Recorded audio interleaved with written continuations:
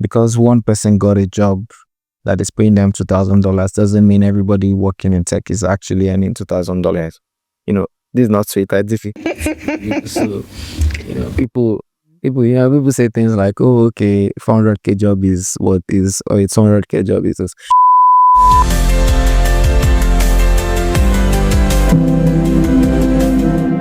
Good afternoon once again, Micah. Hi, good afternoon. How are you? I'm very well. I'm happy to be here. We're happy to have you. Thank you. I'm trying to start soft so that you will not run away and not come next time. How is life? Okay. Well, like we say, adulting is adulting. So yeah, we're growing. It's not as easy as we thought it would be, but we're making progress by the day. Yeah. Is adulthood a scam? I don't think so. I think by my serious self, because I tend to be very serious most times. So I think I don't agree that adulthood is scam. I just think that we'll get to a point in our lives where we start to take responsibility for ourselves. But I guess I'm hoping to get to that point where I start taking responsibility to myself. What's your full name, though? I don't want to assume that. Of course, I know you, but I don't want to assume. my name is quite the. Okay, let me go. So my last name is Akwabiekun. My first name is Timileyin, and my middle name is Micah. But I'm known as Micah in most places. I was going to call you Timileyin. Thank God I did not. You'd have said, no, that's not my name. Timileyin is fine, actually. Timileyin, people that come to me are like my OGs. Okay, so Timileyin, how are you? Yeah. Okay. Where do you work? I currently work at ALTSCHOOL Africa. No, I don't think you're saying it well. You're saying with such humility. Where do you work? I work at ALTSCHOOL, right? So That's where drum rolls come in. I'm happy to have you on set. And you work as what at ALTSCHOOL? I'm currently program manager at ALTSCHOOL Africa. So I oversee some of our programs. Oversee some of the programs or all the programs? Some of the projects. Okay, so tell us about yourself then. Career self or personal self? Personal, if you want us to know. So because we're being quite relaxed, I'll start by saying I'm an Arsenal fan. I'm a Christian. Before we move on, when was the last time you guys got cups? World. Moving on, don't worry. Moving on. So let me see. My career, I'm currently program manager. I've been doing this for quite a bit, just a few years. Are we talking decades? A few years. Yeah, so I'm program manager. I currently lead innovation projects at ALTSCHOOL, and I also manage programs in the school that I currently lead. So yeah, I think that's a brief about my current job. But yeah, about myself, I like to think that I'm a very, I don't know, I'm very serious, and I want to try to just be relaxed, but I've tried and tried. It's not just working. But yeah, I guess it's a good thing. So I'll just keep it up. I know somebody that knows you. And by the virtue of somebody that I know that knows you, you don't seem like a serious person. But okay. So I think that person, I mean, of course, I know the person I'm talking about. The only reason why you'd have this idea is because that person is a childhood friend. Oh, nice. So we go fair enough. We go way back. Fair enough. Yeah. So a very funny question. What's your escape routes? Do you sleep? Do you eat? Do you play games?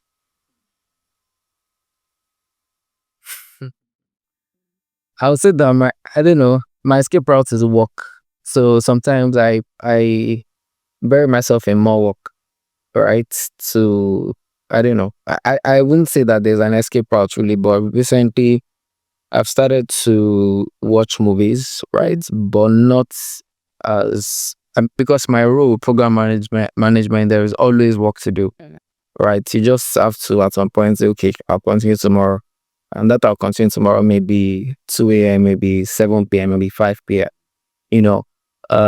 but I try to intentionally take breaks these days.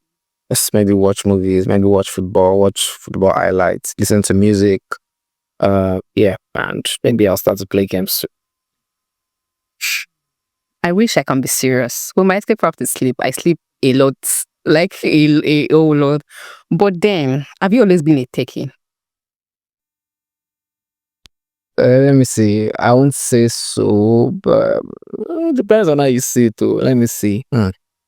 So let me take you back to like what I studied. So in school, I studied electrical electronics engineering. When I went to poly, I went to uni. I studied computer science. I'm in another uni now, and I'm studying. I'm taking a diploma in product management. Not like a diploma, a bachelor's of business administration.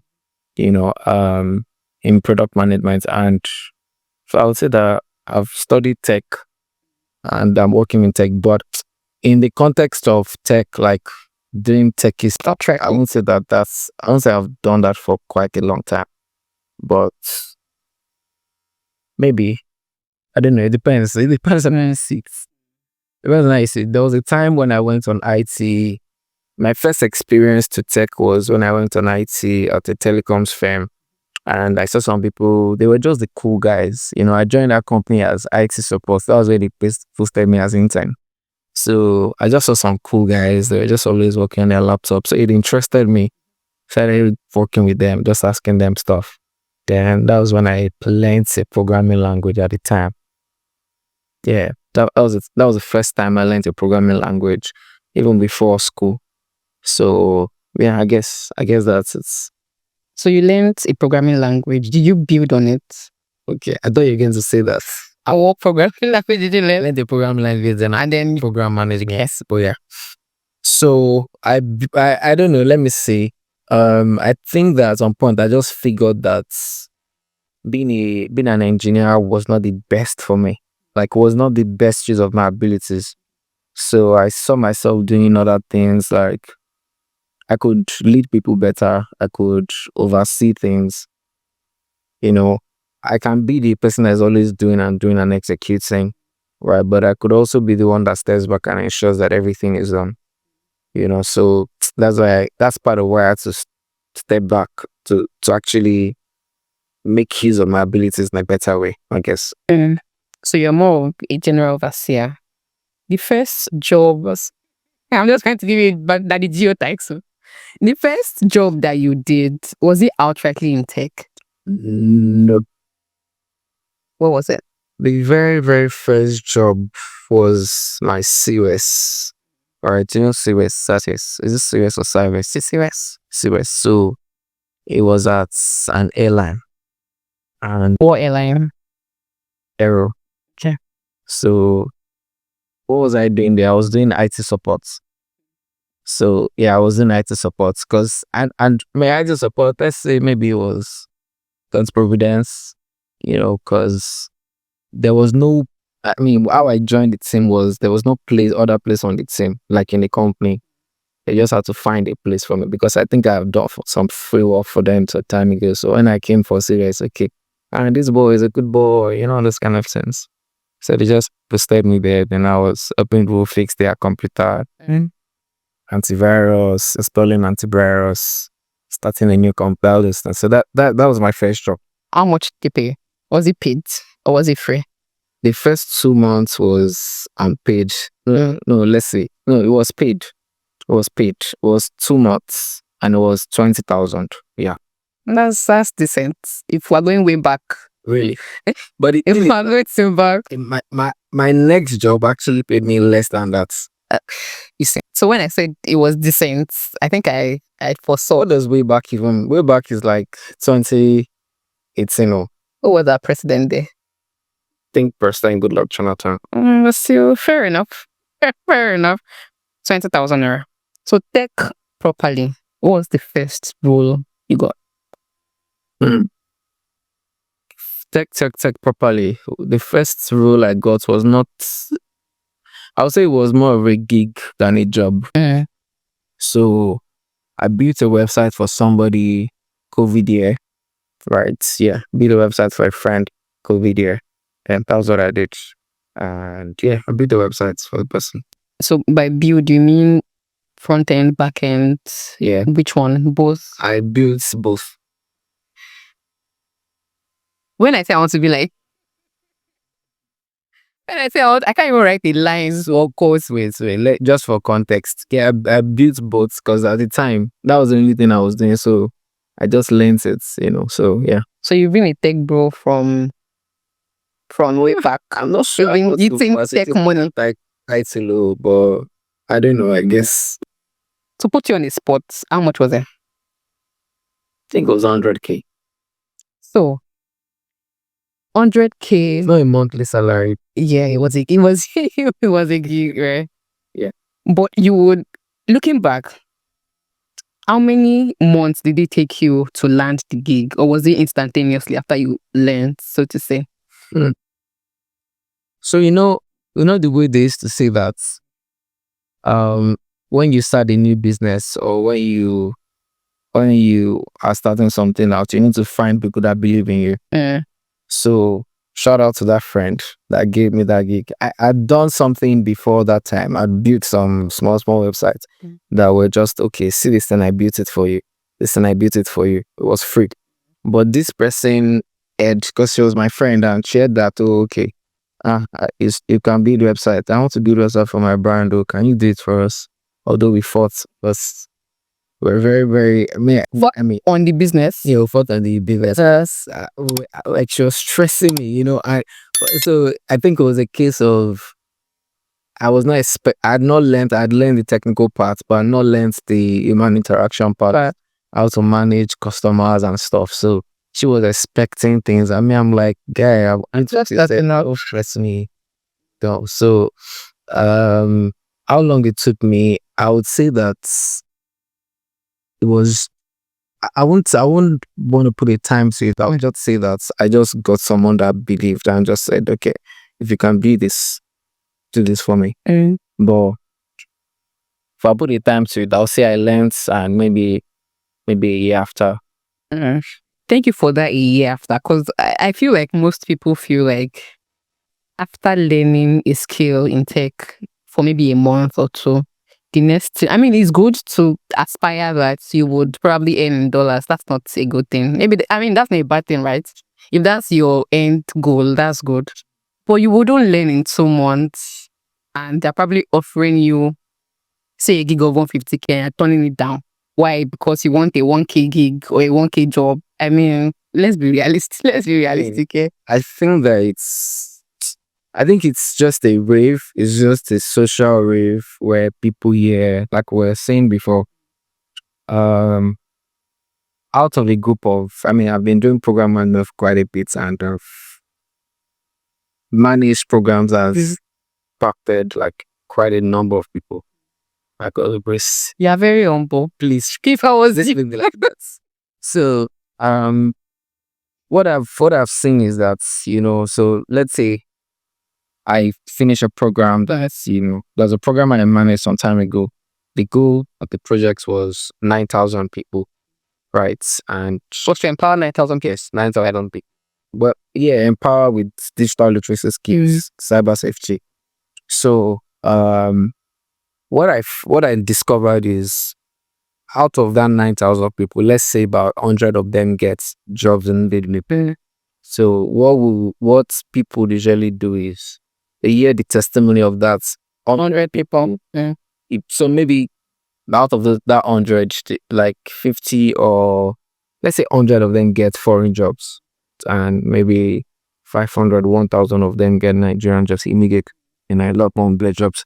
So what we do is everybody capitalizes on those 50 or that 100 people that bought that's a large shop or 2,000 euros or 1,500 euros or 5K euros, whatever, and they forget that there is this thing that is called I think it's Outliers, right?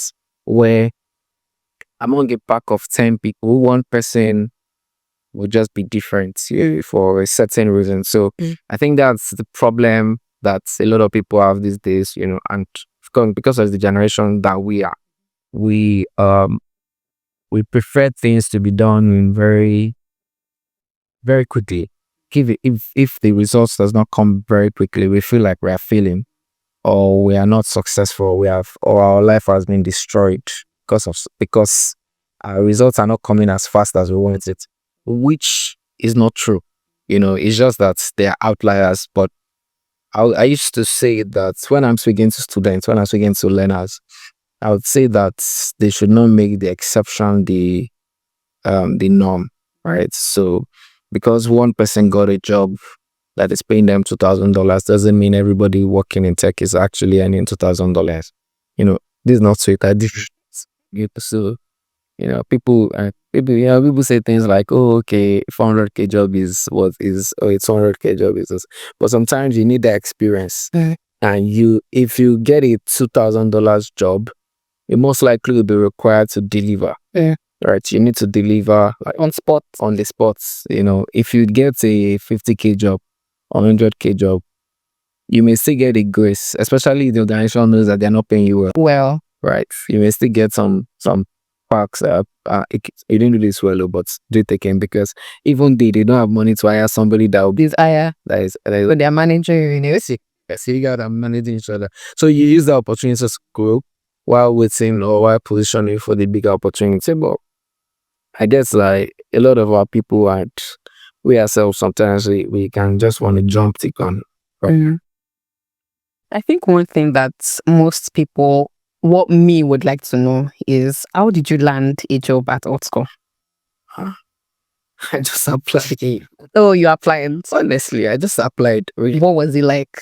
I think the application was actually very cool. Honestly, shout out to people on culture thing there. Very amazing, very smooth. It was like 2 weeks and we were done. The application process was 2 weeks. Yeah. Like from the day I applied to when I got the offer, it was not up to 3 weeks. Sharp. Was it when they were starting out or when ALTSCHOOL was like?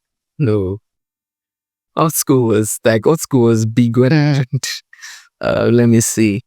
I joined in August 2023. Okay. Right. So ALTSCHOOL was already big. So yeah. No recommendations, no. Sweet. That's good to know. Most of the jobs that I've gotten was recommendation via. So I find it fascinating to an extent when I see people that outrightly apply. I've received rejection letters. But like this, so before I take any application, I'm always like, do I know somebody in-house, or is there somebody? That's just the way I've been wired, right? So seeing you that you applied and you got it outrightly without any recommendation, I'm proud of you. If nobody has told you that, I'm proud of you. So how has the journey like been in ALTSCHOOL? What's the process? How is it in-house? Sure. I would say that working at ALTSCHOOL Africa, ALTSCHOOL Europe, ALTSCHOOL generally is one of the perks of working there is that you get to be at the cutting edge, right? And what that means is you need to always be at your best, right? If you're not at your best, fair enough, you'll be dragged for it, right? You'll be dragged for it. Someone has dragged me on Twitter before, not because of my personal life, but because of my work there. So working there is because, if you think about it, the founders of the organization, the people that work in the team, everybody's doing their best really to see that the next 5 million Africans get tech skills and they're economically prosperous, right? So that's what everybody is doing every day that wake up in the organization. So you need to always be like, you need to always deliver, you need to always do very well. That's just it. So far, what has been your highlight working there? Yeah. I think it's just what is this thing I just said, to be honest. So when you work in a place like that, right, where your CEO just comes and tells you that, okay, I have opportunities to do this in this place, in that place, or in this country with this organization, you know that you have to always buckle up. It means you need to always be at your best, right? And experiences like that, they form the way we think, they form the way we approach life. I need to be at my best. Like, I need to always deliver. That's just it. And I think another highlight is the people, my colleagues, they're good guys, to be honest. I mean, you can see people working also. They're very chill and stuff. Still do a lot of work. So they may not wear suits and stuff. And those guys, we do a lot of work. What's your thoughts about mentorship? I think that's so. You said earlier that all your jobs have been you've gotten recommendations. So my previous job, I think that I got a very solid foundation to work at the company like on school is. I got it through recommendation of my mentor. Right, shout out to her. She's a Okay, that's nice. and I I would say that mentors are like, not to sound cliche, but they are like ladders. They can just help you see things differently. Like there's some mistakes that you not just make. There's some stress you not go through because somebody's putting in aim for you, right? And sometimes you don't need, maybe I just think that a lot of people you need a mentor, right? I think that you need a mentor, right? Yeah, I think so. I think so. Career, a career, your life, you need a mentor. You just need someone that can sometimes open doors for you. Yeah, some people call that kind of person a sponsor, not a mentor. But um, you need someone that you can run your ideas by. That is not your friend. Do you get? And I'd say that my mentor is not my friend. I try not to even be as familiar with her, so I can keep seeing her very, very, very high. Just so that um, not because if I'm familiar with her, I would disrespect her, but because I don't want to ever get to the point where the lines get blurry. Right. This is my mentor, this is someone I respect. But just generally, I think that you need a mentor, right? A mentor can help shape your perspective towards some things. You're starting your career. Let me give an example. Let's say you just learned front end engineering and you're 3 months in or 4 months in. Maybe let's say a learner that goes to ALTSCHOOL Africa, right? You're learning front end engineering for 12 months and you're graduating, right? So let's say you even gotten your first job. You have a mentor through. If you have a front end engineering mentor, right? First of all, the person is more known, is known better, right, than you that is just starting. The person can connect you to gigs. The person can give you gigs that you can use to earn more money. The person can help you, can give you like experience that you don't have. I think that's the biggest part, experience. So mentors have experience and you can't buy it in the market. You can't learn it. You can't learn the experience that somebody already has. So I just think, yeah, mentors. Without it. You said something profound, and you said that mentors are not your friend or are not necessarily your friends. And I think that's a mistake that most of us make. Me, I had a mentor one time that I tried to make my friends, and it didn't last. Not because we're both bad persons, but it just in a way severed the relationship or the quality. I mean, we're still good, but I don't think we're getting the best out of each other through mentorship. So it's best that you keep your mentors, and you keep your friends, right? And maybe graduate to whatever levels, but then your mentors should not be your friends, essentially. That's good. What's your thoughts about feedbacks and criticisms, especially in the workspace? I think that if you work in a place that you don't get feedback often, I think you may not be in the right place. Hmm. So if you work in a space where you always feel like the champion, you may have outgrown the place. Do you get what I'm saying? So you need to ensure that you're always in a place where from time to time you get things that when you see it you feel like, oh more, I don't die, you know. But you go on to do it anyway. You can make mistakes on it. People can correct you. People can say, hey, you're doing rubbish, you're not doing this thing right. Or you made mistake here, you did this very well, or you could do this better, right? So that's what I think, right? I think that you just want to put yourself in spaces where you are constantly being challenged, constantly getting feedback, constantly getting critique, right? I mean, my boss will say that critique is different from critique. Critique is when I look at your work and see things that you should do better.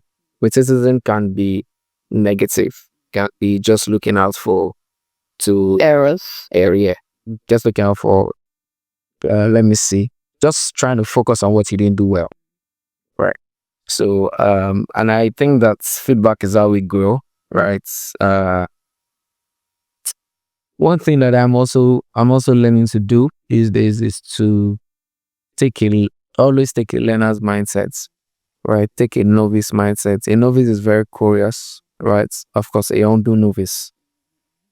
A novice is very curious that, oh, what's this thing? What's this thing? Okay, how does this work? How does this work? So yeah, that's so feedback just helps you get better. If you don't get feedback, you would You crumble. like you will just, if you think that you have always, you think you know things, but you just be there. Do you get, like, you just be there, even you will shock yourself as I thought you'd be there. So How do you get inspirations then? mm, mhm. How do I get inspiration? So I don't want to sound aspire on my glass and something here, but let me see. So first, I'm a Christian, right? And that powers a lot of things that I do, right? Yeah, my faith powers a lot of things that I do. In addition, the work that I do, right, my day job, it's how should I put this? Let me see. So my day job, I attach purpose to it. I have the opportunity to add value to people. I have the opportunity to add value to thousands of people, right? Going to tens of thousands of people, which is an opportunity to be able to do that in a lifetime. I guess in this very short lifetime, So I get that opportunity that, okay, because I led this project or because I served as the leader of this project, someone has been saved from swindling. Someone has been saved from being swindled of their money, or somebody's family has stopped being hungry because somebody there learned tech skill, right, and is now feeding the family, right? Or there's a girl that's because she's now able to take care of herself, she's not going to depend on someone that will take advantage of her, right? So I attach the work that I do to purpose. So that's my inspiration. And maybe another inspiration is money. If you don't work, you won't get money. I was going to tell you that my own inspiration, I mean, all of that thing that you've said is nice. It sounds sweet to the ears. But my inspiration is money. I mean, not outrightly. Finding purpose and all of that is good, but Money is good. underneath all of that, I want to be able to sponsor people, right? And like money. Sponsor people to do what? To live life. Live life not lavishly. Live life to better themselves. Find skills. If you're doing business, do business. If you're doing whatever it is. A very cliche question. What's your advice to your younger self? I agree, very cliche. Babe, I think I'm still very yuki, so I don't know you're an old man. Please. No, though, please. Let me see. My advice to my younger self would be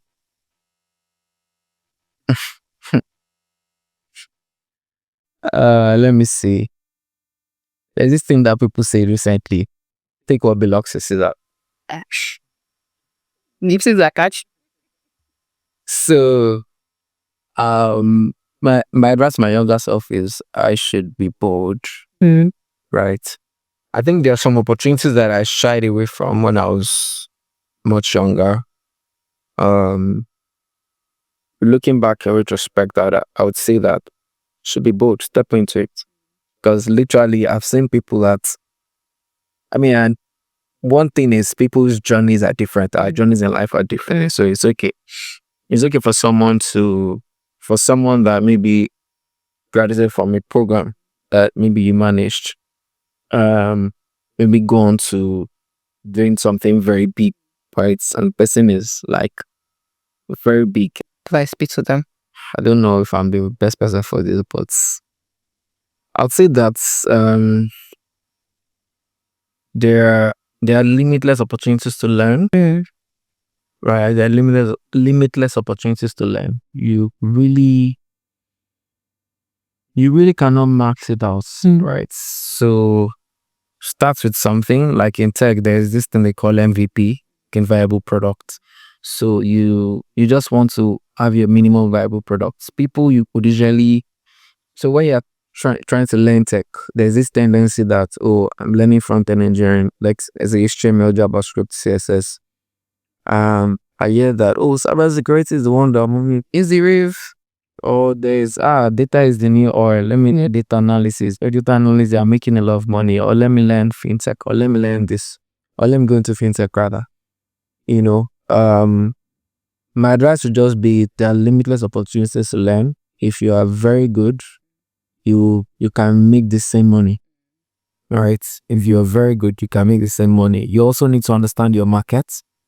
So, if you live in Nigeria, for example, there are some skills that if you learn, there's some tech skills, if you learn it and you live in Nigeria, your markets would be, let me see, your markets, like your employers may not come from Nigeria. So you need to take note of that. I think that's second or third thing. Should I take it again? So first thing is there are limitless opportunities to learn, right? That means that if you pick a career path, you pick a career path, I mean, in something that you believe you can do, if you feel like you can lead people better, or you can ensure that things go well, try product management, project management, program management, things like that, but you also need to know that there would always be a new shiny thing, right? If you want to do front end and be very good at front end, right? There are enough things to learn in front end. There are enough things to learn in product management. So you don't say, oh, I'm learning front end today, I'm learning back end tomorrow, I'm learning this. You need to learn one, be very good at it, right? And you need to also take note of the markets, right? You don't learn something that cannot give you a job, right? If you live in Nigeria and you're just starting in tech, I would usually encourage you to learn skills that you can easily get gigs in. Do you get?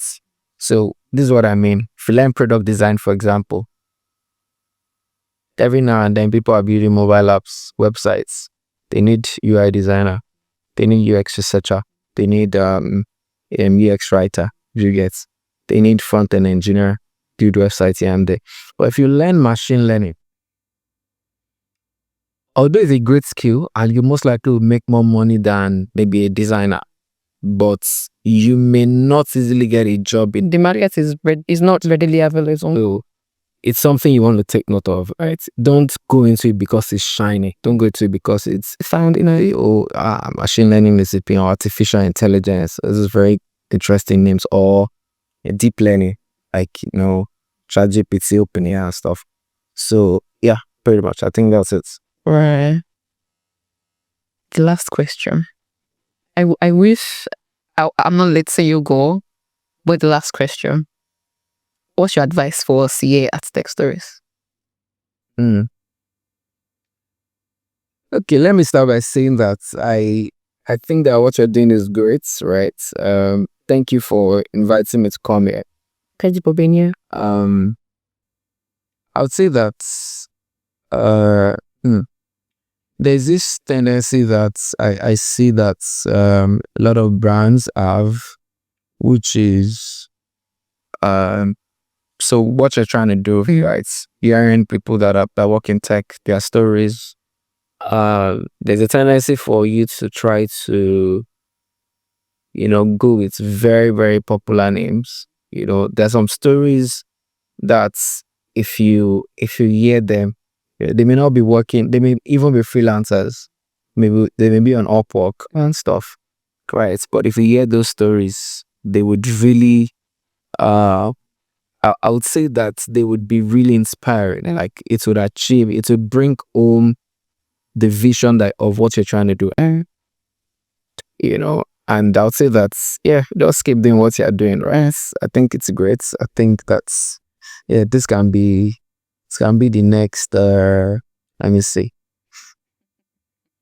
can be the next, a podcast or a brand that will be featured here on CNN somewhere, the organization, CNBC, and none of these places, right? So yeah, keep up the good work. Thank you very much. Thank you, Micah, for being here. I hope when we call you next time, you'll be here.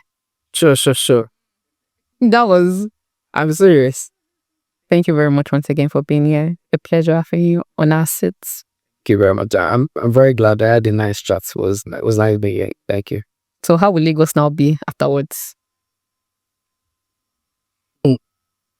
I'll just say that if you live in Lagos, you just need to find your way around. You need to find what works for you.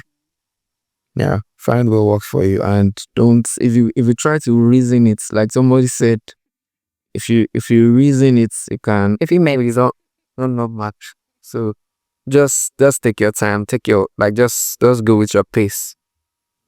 Step by step. We'll be there. We'll all win at the end. Thank you very much, Micah. Thank you very much.